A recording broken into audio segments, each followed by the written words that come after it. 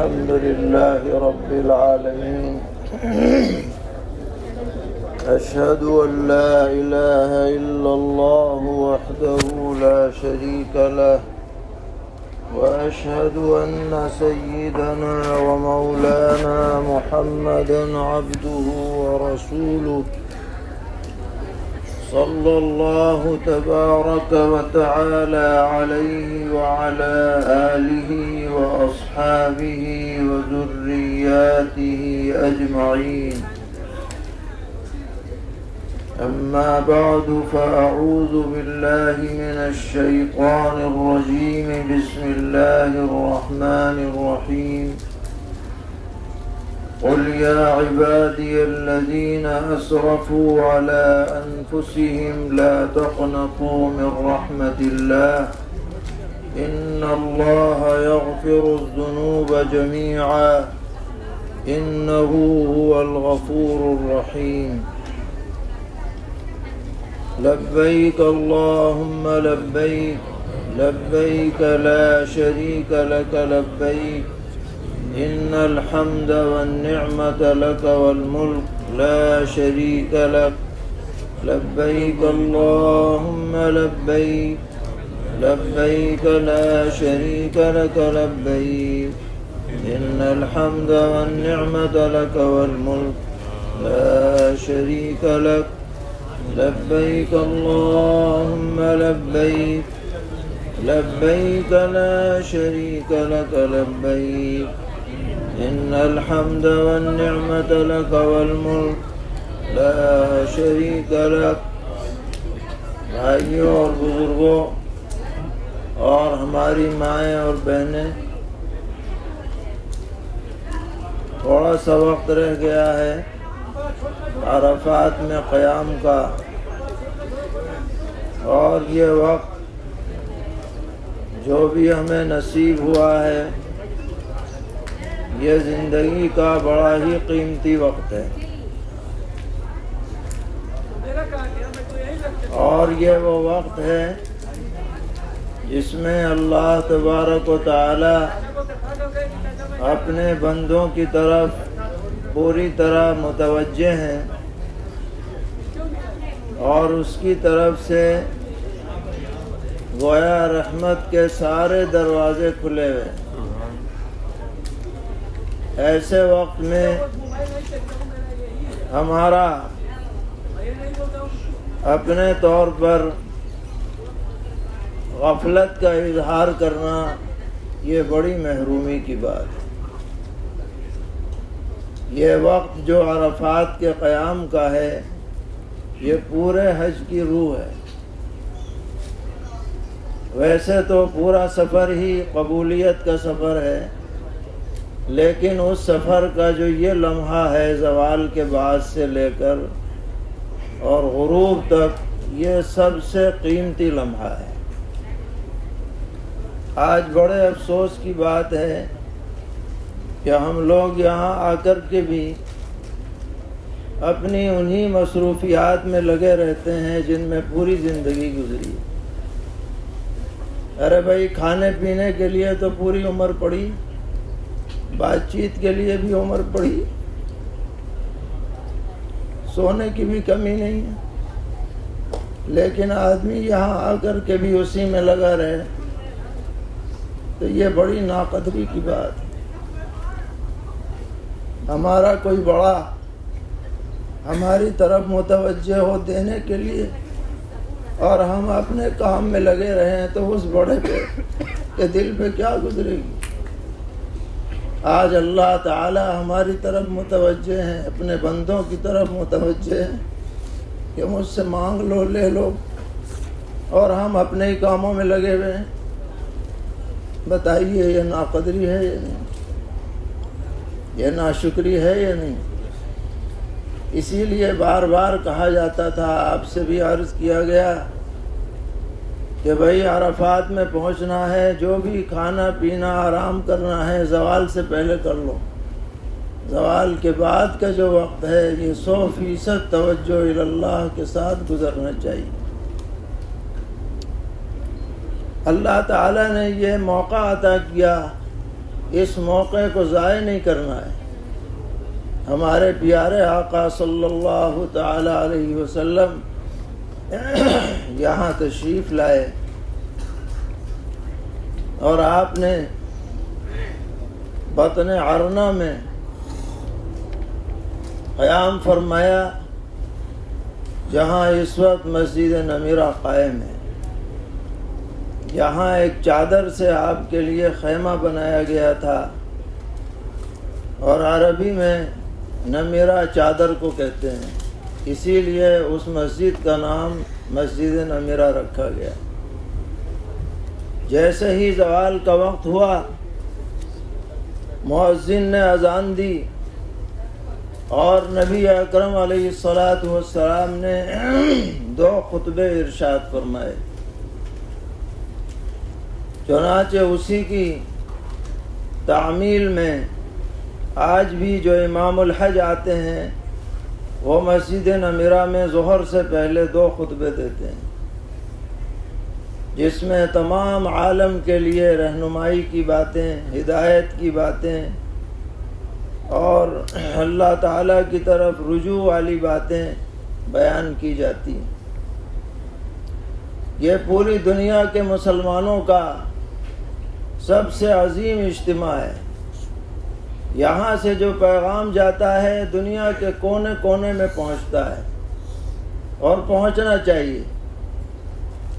اس کو محض ایک عبادت کے طور پر ہی نہیں دیکھنا ہے، بلکہ یہ ایک اسلام کا عظیم پیغام ہے اور عظیم الشان اجتماع ہے، اسلامی اخوت کا عظیم مظاہرہ ہے۔ سارے عالم سے ایمان والے بھائی یہاں جمع ہوتے ہیں، الگ الگ رنگوں کے، الگ الگ نسلوں کے، الگ الگ زبان بولنے والے، الگ الگ تہذیب والے، سب کو ایک دوسرے کو دیکھنے کا موقع ملتا ہے۔ یہ سب ایک لڑی میں پرے ہوئے ہیں، اور وہ لڑی ہے ایمان کی لڑی، ایمانی اخوت کی لڑی۔ ہر مسلمان ایک دوسرے کا بھائی ہے، ہر مسلمان کے دل میں ایک دوسرے کی محبت ہونی چاہیے، ہمدردی ہونی چاہیے، خیر خواہی کا جذبہ ہونا چاہیے۔ اس کے بعد نبی اکرم صلی اللہ تعالی علیہ وسلم نے ظہر اور عصر کی نماز ملا کر کے پڑھی۔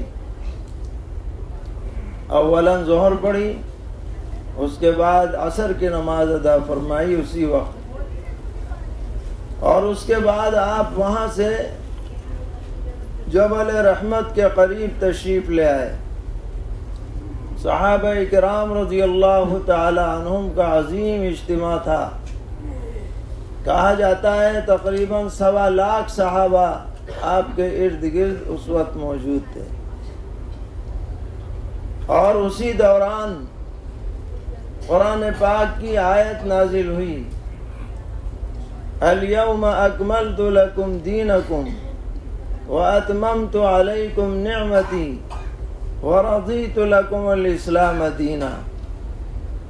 اللہ تعالیٰ نے اعلان فرمایا کہ آج کے دن میں نے اپنا دین تم پر مکمل کر دیا، دین کے تمام احکامات تمہاری طرف اس کی تکمیل کر دی گئی ہے۔ وَأَتْمَمْتُ عَلَيْكُمْ نِعْمَتِي، اور میری طرف سے جو تمہیں نعمت دی جانی تھی وہ میں نے تام کر دی ہے آج، اور اب میں تم سے صرف اور صرف دین اسلام سے راضی ہوں اور کسی دین سے راضی نہیں ہوں۔ میری رضا اگر چاہیے تو اسلام سے وابستہ ہونا پڑے گا، اس کے بغیر اللہ کی رضا مل نہیں سکتی۔ یہ آیت نازل ہوئی، یہ سورہ مائدہ کی آیت ہے۔ تو یہودی کہا کرتے تھے کہ اگر ہم پر یہ آیت نازل ہوتی تو ہم اس دن کو اپنے لیے عید کا دن مناتے، تہوار کا دن مناتے، کہ اتنی بڑی زبردست آیت اتری۔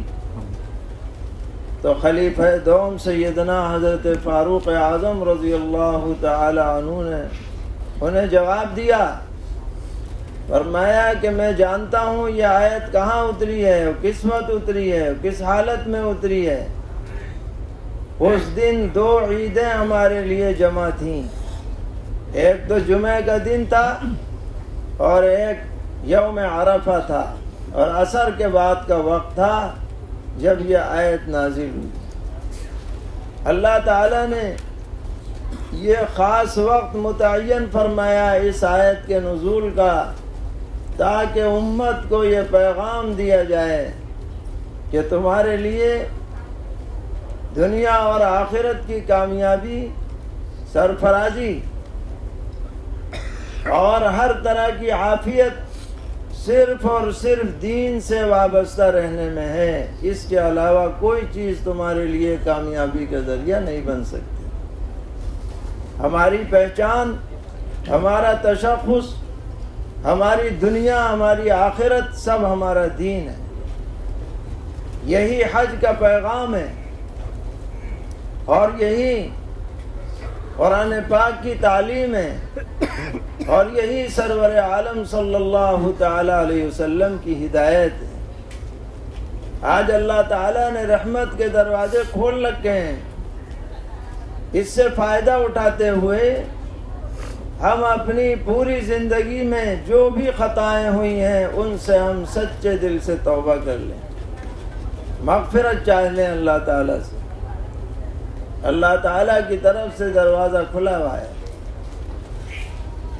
قرآن پاک میں فرمایا گیا، قُلْ يَا عِبَادِيَ الَّذِينَ أَسْرَفُوا عَلَىٰ أَنفُسِهِمْ لَا تَقْنَطُوا مِن رَحْمَةِ اللَّهِ۔ اے پیغمبر آپ اعلان کر دیجئے کہ میرے وہ بندے جنہوں نے گناہ کر کے اپنے اوپر ظلم کر رکھا ہے، اللہ کی رحمت سے وہ مایوس نہ ہوں۔ ان اللہ یغفر الذنوب جمیعا، اللہ تعالیٰ سب گناہوں کو معاف فرما دیتے ہیں۔ بے شک وہ بہت ہی زیادہ مغفرت کرنے والے بڑے مہربان ہیں۔ شیطان آدمی کو مایوس کرتا ہے کہ تو نے تو اتنے گناہ کر لیے، اب تیری بخشش کہاں ہونے والی ہے، اب تو مرنے کی دیر ہے، تجھے تو عذاب ہونا ہی ہونا ہے۔ لیکن اللہ تعالیٰ کی شان کریمی ہے، وہ کہتا ہے کوئی بات نہیں، کتنے بڑے سے بڑے گناہ کیے ہوں ہمارے پاس آ جاؤ، ایک آنسو کا قطرہ بہا دو، مچھر کے پر کے برابر بھی آنکھیں نم کر لو، ہم 1 سیکنڈ میں تمام گناہوں کو معاف کر دیں گے۔ ہمارے دربار میں کوئی کمی نہیں، ہم تو مائل بکرم ہیں، کوئی سائل ہی نہیں، راہ بتلائیں کسے رہ منزل ہی نہیں۔ شیخ سعدی رحمۃ اللہ علیہ نے کریمہ لکھی ہے، ایک فارسی کی کتاب ہے، اور اس کے شروع میں چند مناجات کے اشعار ہیں اور بڑے مؤثر ہیں، جس کی ابتدا یہیں سے ہوتی ہے، کریمہ بے بخشائے برحال ماں کہ ہستم اسیر کمند ہوا۔ اے میرے کریم رب، میرے حال پر رحم فرمائیے، مجھے بخش دیجئے، اس لیے کہ میں خواہشات کا غلام بن چکا ہوں۔ نہ دارے مغیر از تو فریاد رس، تو ہی آسیاں را خطا بخش بس۔ ہم آپ کے علاوہ کسی کو فریاد سننے والا نہیں سمجھتے، آپ ہی گنہگاروں کو بخش سکتے ہیں اور کوئی نہیں بخش سکتا۔ تو ہی آسیاں را خطا بخش بس، نگہدار مارا زراہ خطا، خطا در گزارو ثوابم نما۔ ہمیں غلطی کے راستے سے آپ ہماری حفاظت فرمائیے اور گناہ کے راستے سے ہٹا کر سیدھے راستے پر ہمیں چلا دیجیے۔ اور پھر آگے کہا، خدایا مقصر بکار آمدیم، تہی دست و امیدوار آمدیم۔ اے خدا، ہم اپنے اعمال کی کوتاہیاں اور ان کا اقرار کر کے آپ کے دربار میں آئے ہیں. تہی دست تہی دامن ہے، ہمارے پاس کوئی عمل نہیں ہے، لیکن آپ کی رحمت کے امیدوار بن کے آئے ہیں. تہی دست امیدوار آمدے، فقیرم بجرم گناہم مگیر، غنی را ترحم بود بر فقیر. میں محتاج ہوں، فقیر ہوں، میرے گناہوں پر آپ میری گرفت مت کیجئے، اس لیے کہ غنی آدمی فقیر پر رحم کیا کرتا ہے. آپ تو غنیوں کے غنی ہیں، اغنی الاغنیاء ہیں. تو اس پر ایک ہمارے بڑے بزرگ گزرے ہیں، مولانا سید محمد ثانی حسنی رحمۃ اللہ علیہ. انہوں نے کریمہ کے ان اشعار پر اردو میں بند لگایا ہے، تضمین کہتے ہیں اسے. اس کے چند اشعار یہ ہیں: جھکائے ہوئے سر ندامت سے ہم، تیرے در پہ آئے ہیں باچش میں نم. پھٹا غم سے دل لب پہ آیا ہے دم، کرم کر الہی کرم کر کرم. پھٹا غم سے دل لب پہ آیا ہے دم، کرم کر الہی کرم کر کرم. جب آدمی اپنے گناہوں کو سوچتا ہے اور اللہ کی نعمتوں کو یاد کرتا ہے تو دل واقعی پھٹنے کے قریب ہو جاتا ہے، اور آدمی ندامت اور شرمندگی کے احساس میں اللہ تعالیٰ کے دربار میں سراپا عاجزی کے ساتھ فریاد کرنے والا بنتا ہے. اور یہی جذبہ اور یہی انداز اللہ تعالیٰ کو سب سے زیادہ پسند ہے. تو اللہ تعالیٰ ہمیں معاف فرمانے کے لیے تیار ہیں. ہماری ذمہ داری ہے کہ ہم سچے دل سے توبہ کر لیں. آج میدان عرفات میں ہم یہ عزم کر کے جائیں کہ اپنی آنکھوں کی حفاظت کریں گے، اپنے کانوں کی حفاظت کریں گے، اپنی زبانوں کی حفاظت کریں گے، اپنے ہاتھ پیروں کی حفاظت کریں گے، اپنے دل دماغ کی حفاظت کریں گے، اور بھائی دین پر جئیں گے اور دین پر مریں گے. یہ جذبہ لے کر کے جائیں، دین کی محبت لے کر کے جائیں، دین کی حلاوت لے کر کے جائیں، دین کی چاشنی لے کر کے جائیں، اور یہ جذبہ اپنے گھر والوں تک منتقل کریں. بچوں میں، بچیوں میں ان کو اسلامی تہذیب میں رنگنے کی کوشش کریں، ان کے دل میں اللہ کی عظمت اور سرور عالم صلی اللہ تعالی علیہ وسلم کی محبت بسائیں. یہ جذبہ ہم یہاں سے لے کر کے جائیں. پیغمبر علیہ الصلوۃ والسلام نے آخری حج کے موقع پر امت کو بہت سی ہدایات دیں، اور یہ فرما کر کے کہا کہ بہت ممکن ہے کہ اگلے سال میں تمہارے درمیان نہ رہوں. آپ کو اندازہ ہو چکا تھا کہ اب دین کی تکمیل ہو چکی ہے اور میرا کام پورا ہونے کو ہے. تو اب اللہ تعالیٰ کے دربار میں حاضری کا وقت قریب ہے.